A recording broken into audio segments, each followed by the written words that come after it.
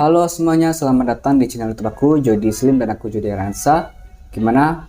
Sekarang sudah masuk ke tahun 2023 dan sudah akan dimulai penerima mahasiswa baru melalui jalur SNBP dan SNBT. SNBP nanti akan dimulai dari bulan Januari ini, kita bakal bikin akun, lalu bulan Februari pendaftaran, sehingga Maret, lalu nanti tinggal tunggu pengumumannya. Untuk SNBP, untuk SNBT tanggal segini ya, aku lupa tanggalnya berapa. Ini ujian kalian nanti. Nah, ngomongin SNBT, apakah kalian sudah mempersiapkan SNBT tersebut? Karena SNBT itu tidak bisa dianggap remeh teman-teman ya.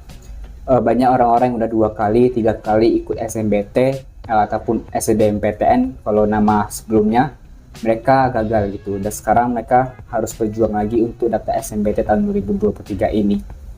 Nah, aku juga di tahun 2020 sempat gagal UTBK atau SBMPTN, tapi di tahun 2021 ini aku alhamdulillah lolos SBMPTN dengan skor yang ya standar lah ya. Tapi karena aku mengerti strategi strategi UTBK ataupun SBMPTN tersebut, aku bisa lolos gitu. Nah, jadi di sini aku mau berbagi nih, mau sharing-sharing nih tentang hal yang membuat kalian gagal SNBT. Dan ini aku ambil dari pengalaman aku pribadi di tahun 2020 tadi yang aku gagal SNBT tersebut. Seperti apa materi kita untuk video kali ini? Kita langsung aja masuk ke pembahasannya. Di sini aku mencatat 4 poin yang bisa membuat kalian gagal SNBT. Yang pertama, tidak memiliki persiapan yang matang. Dari segi belajar misalnya masih malas-malasan atau nanti-nantian, padahal nanti SNBT tahun 2023 subtes yang diujikan itu nggak hanya 4 tapi ada 7. Untuk subtes yang diujikan itu ada penalaran umum, pengetahuan dan pemahaman umum, pemahaman baca dan menulis, pengetahuan kuantitatif, literasi bahasa Indonesia dan literasi bahasa Inggris, penalaran matematika dan penalaran matematika. Jadi di sini ada 7 subtes yang akan diujikan. Yang paling sulit itu mungkin di penalaran matematika dan pengetahuan kuantitatif ya teman-teman ya. Otomatis kalian nggak boleh namanya nanti yang belajar asal-asalan belajar, apalagi kan ini soal TPS kan, soal-soal yang materi itu belum kalian pelajari di sekolahan. Beda kalau di UTBK tahun sebelumnya, UTBK yang ada subtes TKA-nya, Saintek dan Sosum. Itu kan udah kalian pelajari di SMA ya. Dan itu jawabannya ada di buku. Nah ini beda, kalau TPS itu jawabannya nggak ada di buku, tergantung dari pemikiran kalian itu, nalar kalian itu seperti apa untuk menjawab soal tersebut gitu. Jadi di sini kalian jangan nanti yang belajar, yang kalian tuh harus persiapkan diri kalian gitu untuk menjawab soal-soal tersebut. Itu kalau dari segi belajarnya. Belum lagi kalau dari segi pemilihan jurusan misalnya masih ngasal-ngasalan. Ini aku sarankan teman-teman ya, kalian milih jurusan itu ya nanti ini masuk ke poin nomor 2 juga sih. Ini aku sarankan ya, aku rekomendasikan kalian bisa cek berapa sih skor kalau ngambil jurusan ini di PTN ini di Google ataupun di YouTube. Kalian bisa cari di YouTube pun aku udah sebar tuh ya data-data skor UTBK yang bisa jadikan patokan buat kalian untuk lolos di jurusan dan PTN tertentu gitu. Kalian bisa tonton aja, playlistnya ada di situ. Kalian lihat misalnya aku ngambil jurusan ilmu komunikasi Unsri. Di situ rata-ratanya 560 nih skornya. Kalian coba ikut TO, mungkin dari GO, dari ruang guru, Zenius dan sebagainya. Kalian ikut TO dan coba apakah kalian sampai ke skor tersebut, skor 570 misalnya. Kalian lihat, kalau tidak sampai berarti kalian tuh persiapan belum matang, berarti kalian tuh masih harus ada yang dibenahi gitu. Belajar dari situ. Itu saran dari aku ya teman-teman ya. Itu yang pertama, tidak memiliki persiapan yang matang. Jadi harus punya persiapan yang matang. Yang kedua, asal-asalan mengatur strategi. Ini yang aku bilang tadi ya, jangan sampai kalian tuh milih jurusan tuh ngasal-ngasalan. Kalian harus melihat keketatan jurusan yang kalian ambil. Kalian juga harus mengetahui pembobotan soal pada jurusan yang kalian ambil. Untuk mengetahui keketatan jurusan, kalian bisa kunjungi aja websitenya snpmb.bp3.com.go.id. Atau kalian bisa ketik aja di Google, misalnya kalau kalian mau ngambil PTN Unsri ataupun UI, ketik aja SIDATA UI, nanti muncul datanya, pilih yang SBMPTN. Di dalam itu nanti ada beberapa jurusan, kalian klik jurusannya, terus nanti di situ ada data-data keketatan jurusannya, berapa persen penerimaannya gitu. Ini aku nggak bisa demoin karena lagi datanya lagi sinkronisasi, tapi kalian bisa tonton video aku yang satu ini. Di situ udah aku jelaskan bagaimana sih caranya untuk mengetahui keketatan jurusan. Lalu mengetahui pembobotan soal pada jurusan yang kalian ambil. Jadi setelah aku melihat beberapa kisi-kisi dan materi dari SNBT tahun 2023, setiap soal itu ternyata mempunyai pembobotan soalnya. Misalnya aja kemarin tuh aku baca ada tentang humaniora. Humaniora ini kalau kalian ngambil jurusan psikologi dan kalian bertemu dengan soal humaniora, kalian tuh harus bisa jawab soal tersebut supaya kalian buatnya bagus.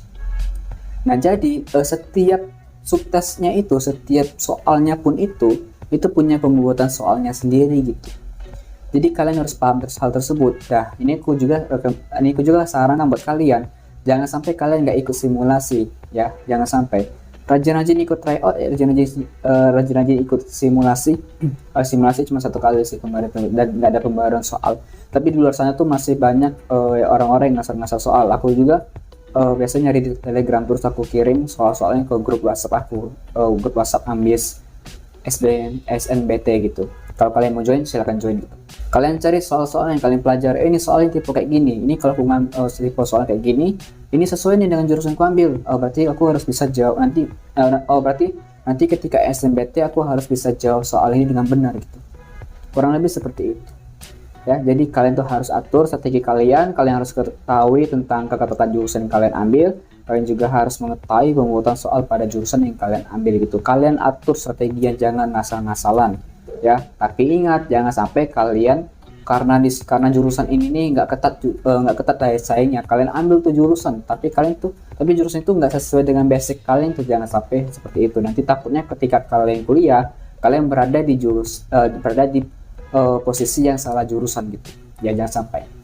Itu yang nomor 2. Yang ketiga, tidak meningkatkan kemampuan otak. Di poin pertama tadi aku sudah menjelaskan bahwa soal ujiannya itu tidak ada TKA, tapi di sini TPS. TPS itu sangat menguji daya nalar kalian.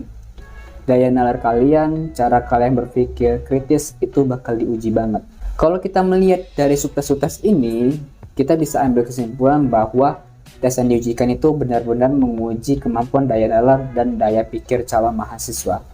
Ya, seperti yang aku bilang tadi, ini kan nggak ada TKA-nya. Kalau di TKA kan itu ada jawabannya buku, ya kan? Kalian tinggal hafalin aja gitu. Oh, ini materi ini tentang ini. Oh, kalian tinggal ingat-ingat aja gitu. Tapi kalau di TPS, jawabannya itu ada di situlah, nggak ada di buku gitu. Dan memang kebanyakan ketika kita kuliah, itu kalau misalnya ada soal UAS, soal MIT, atau TS, itu dosen-dosen ini ngasih soal-soal yang itu nggak ada di internet, nggak ada di buku. Memang untuk menguji daya nalar kita, daya pikir kita gitu. Memang seperti itu seharusnya. Makanya dibentuklah SNBT seperti ini gitu, untuk menyaring mahasiswa yang kritis. Otomatis kalian harus upgrade kemampuan otak kalian, kemampuan otak di bagian penalaran terutama gitu. Caranya untuk meningkatkan penalaran mungkin kalian bisa ikut ngerjain soal-soal teka-teki ataupun riddles itu. Aku dulu kayak gitu, karena aku tahu nanti ketika UTBK tuh kebanyakan nalar gitu kan, ketika di TPS-nya udah aku iseng-iseng ningkatin aja kemampuan nalar aku gitu. Ya meskipun aku linjur dari IPA ke IPS, dan ketika ngajarkan soal TKA ya aku alhamdulillah bisa-bisa aja. Kenapa? Karena aku mencoba untuk berpikir kritis aja gitu, pakai imajinasi aku aja, meskipun aku nggak belajar materi tersebut gitu. Jadi di sini sangat penting banget kalau kalian mengerjakan soal SNBT nanti, kalian tuh sudah selesai untuk meningkatkan kemampuan otak kalian, terutama di daya nalar dan daya pikir kalian gitu. Yang keempat, mental lemah. Aku kan punya grup SNBT. Ada seorang member, dia bilang ngambil jurusan ini, tapi dia katanya, aku mau ngambil jurusan ini tapi aku nggak yakin dia bakal lolos. Itu kan mentalnya lemah banget gitu ya. Belum perang nih, tapi udah ngaku kalah gitu. Itu jangan sampai mental kalian tuh mental seperti itu. Kalau kalian menginginkan sesuatu ya usaha untuk menginginkan hal tersebut ya, meskipun kita jangan terlalu berekspektasi ya. Tapi ini bukan terlalu berekspektasi, ini adalah sebuah ambisi. Kalau kalian gagal untuk mendapatkan ambisi tersebut, setidaknya kalian telah berjuang dan kalian sudah punya pengalaman, dan pengalaman itu bisa kalian gunakan untuk mengupgrade diri kalian sendiri. Kalau kalian sudah menyerah di pertengahan jalan, terus apa yang bakal kalian upgrade untuk kedepannya gitu. Aku ngomong apa sih? Kurang lebih seperti itu. Pokoknya mental kalian tuh harus kuat gitu ya. Ketika ruangan ujian nih, ketika ruang ujian, aku tuh waktu tahun 2021, aku melihat orang-orang ketika ujian itu gini-gini kepalanya, kayak kayak benar-benar apa ya, soal tuh menyiksa banget gitu. Seharusnya kalau mau jawab soal ya kita harus relax supaya otak kita tenang untuk berpikir. Dia goro-goro ini apa panas kata apa gitulah. Itu seharusnya jangan seperti itu. Kalau kalian ingin otak kalian berjalan dengan lancar, oksigen itu dalam otak itu harus lancar, napas lancar, terus juga jangan sampai gerusak-gerusuk kayak gitu. Itu bikin diri kalian tuh nggak tenang, nggak relax. Alhasil ketika kalian mengerjakan sebuah soal, kalian bakal kesulitan untuk berpikir gitu. Jadi kalau kalian mau mengerjakan soal SNMPTN tahun 2023 nanti, relax. Jangan nggak relax, tenang, kuasai ruangan tersebut. Nggak usah pedulikan dengan peserta lain, mereka pun pasti ngambil jurusan yang berbeda gitu dan PTN yang berbeda. Jangan khawatir, pikirkan diri kamu sendiri gitu ya, pikirkan. Kecuali kalau misalnya di dua hal tersebut, kalian jangan mikirkan diri kalian sendiri. Misalnya kalau dalam segi belajar bersama gitu ya, silakan kalau ada yang orang ngajak belajar bareng gitu ya ikuti belajar bareng gitu. Tapi ketika udah SMBT nanti, udah ngerjakan soal, fokus pada diri kalian sendiri, nggak usah fokus ke orang lain itu.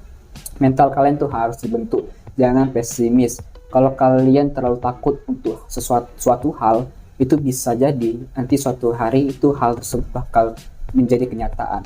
Makanya kalian tuh harus punya ambisi yang besar supaya nanti suatu hari ambisi tersebutlah yang menjadi sebuah kenyataan. Sedikit motivasi ya. Semoga kalian paham ya tentang apa yang aku sampaikan kali ini. Jadi itulah materi kita di video kali ini, ada tentang hal yang membuat kalian gagal SNMPT. Yang pertama tadi tidak memiliki persiapan yang matang, yang kedua asal-asalan mengatur strategi, yang ketiga tidak meningkatkan kemampuan otak, dan keempat memiliki mental yang lemah. Semoga video ini bisa bermanfaat buat kalian ya. Sebentar lagi UTBK bakal dilaksanakan atau SNMPT sebentar lagi bakal dilaksanakan. Semangat buat kalian semua, jangan malas-malasan. Banyak orang yang di luar sana yang sekarang sangat udah kuliah di swasta, sekarang udah nggak nyaman di swasta, pokoknya masih ambis untuk mendapat PT impian mereka gitu, mati-matian mereka belajar ya. Mereka seperti itu, mereka saking pengennya untuk lolos SNMPT tahun 2023 nanti, karena SNMPT tahun 2023 ini adalah sebuah kesempatan emas, ujian ini bisa 2 kali, terus juga nggak ada TKA nya gitu ya. Oke, terima kasih telah menonton video ini sampai habis, dan sampai jumpa, bye bye.